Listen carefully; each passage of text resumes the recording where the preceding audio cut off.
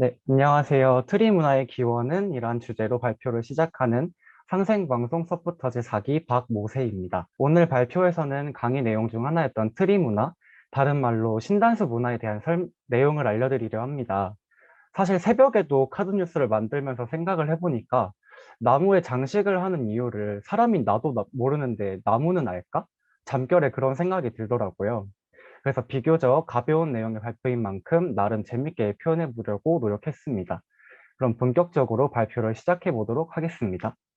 먼저 트리 문화에 대해서 알기 전에 신단수란 우주나무, 신성나무라고 불리며 인간에게 깨달음을 열어주고 우주와 인간이 하나 되게 해준 역할을 합니다. 쉽게 말해서 깨달음을 주는 우주와 인간의 연결고리라고 생각을 할 수 있을 것 같습니다. 사실 신단수라는 단어를 들으면 이제는 없어진 그런 문화의 하나라고 생각될 수 있을 것 같은데 요즘에 크리스마스 트리 또한 예수님의 탄생을 상징하는 신단수로서의 역할을 한다고 합니다. 하여튼 우주와 인간의 연결고리 역할을 한다고 하는 것을 보면 되게 옛날에 만들어진 문화인 것 같은데 이 신단수 문화는 언제부터 시작이 된 걸까요? 그 답에 대해서 인류 최초로 신단수 문화가 명칭된 것은 환웅천왕이 배달을 건국하실 때라고 말씀드릴 수 있을 것입니다. 이는 삼국유사 고조선기에서 찾을 수 있는데 적힌 내용으로는 환웅이 무리 3,000명을 거느리고 태백산 꼭대기 신단수 아래에 내려오시어 이를 신사라 이르시니 이분이 바로 환웅천왕이시다 라고 적혀 있는 것을 찾아볼 수 있습니다.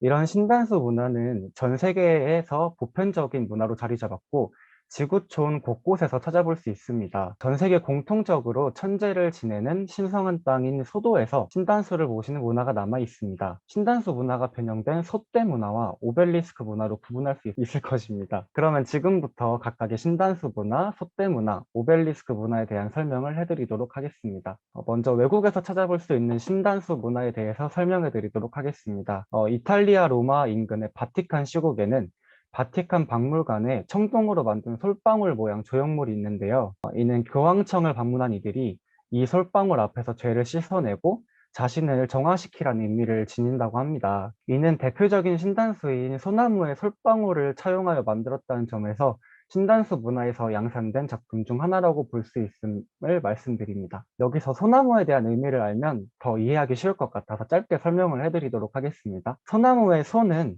우두머리를 뜻하는 솔이라는 글자에서 변형된 것이라고 합니다. 소나무의 의미는 신단수의 우두머리 나무를 뜻한다고 합니다. 이어서 외국의 신단수 문화에 대해서 설명을 계속해드리도록 하겠습니다. 첫 번째로 오스트리아의 신단수 문화로 5월주 세우기가 있습니다.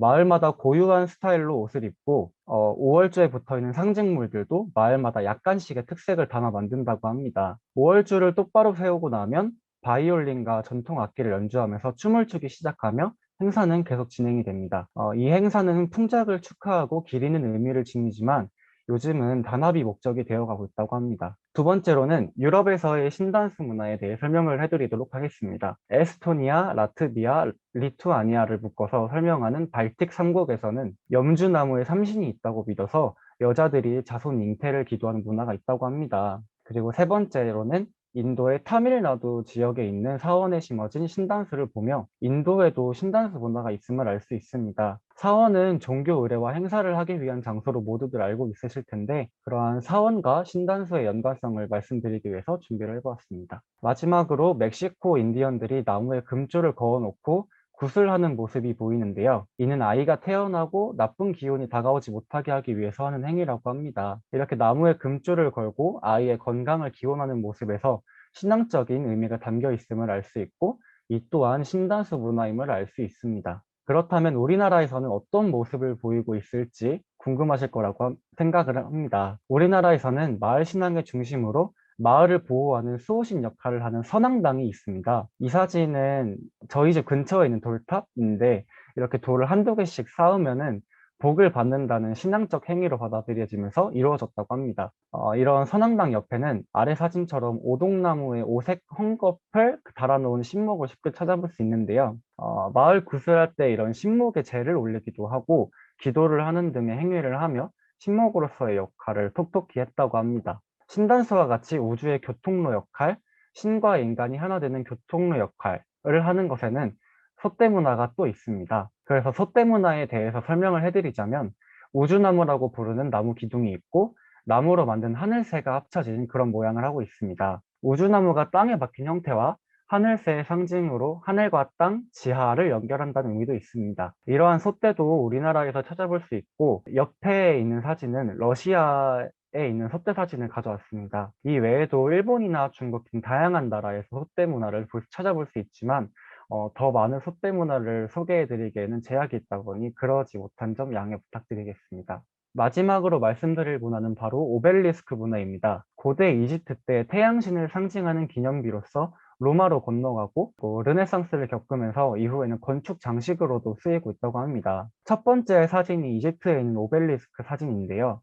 앞서 설명했던 신단수나 솥대와는 다르게 돌로 만들어진 것이 가장 큰 차이점입니다. 두 번째 사진은 이탈리아 인근에 위치한 바티칸 성당의 중심부에 있는 오벨리스크 사진입니다. 아마 자세히 보이시지는 않겠지만 저렇게 이집트에서 이탈리아 쪽으로도 이동을 했다는 점 설명드리고 넘어가도록 하겠습니다.